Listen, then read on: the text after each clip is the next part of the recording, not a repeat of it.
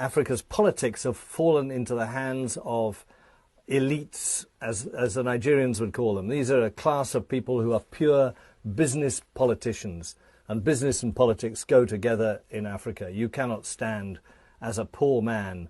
I came across a wonderful example the other day from Kenya, where a man who cycled around on a bicycle was trying to get himself elected, and the people just laughed at him, and they say, "You've only got a bicycle. What can you do for us? We need a big man with a big car with money. That's the politician we need to."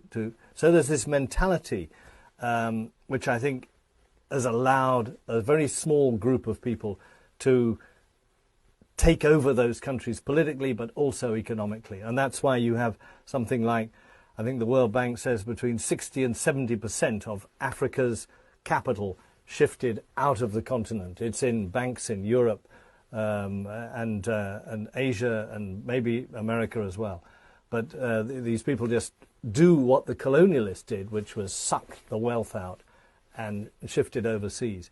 And until that changes, that is, until there's a new generation or even a revolution that actually takes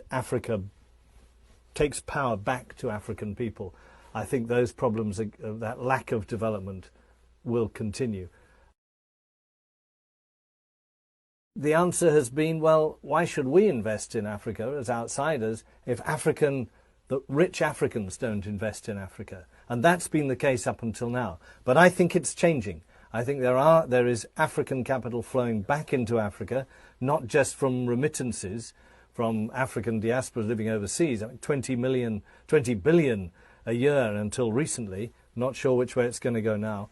But also some of the big men who are very, very rich men indeed are beginning to say, actually, maybe I can invest in Nigeria and do better than I can by investing in New York or in Switzerland or something.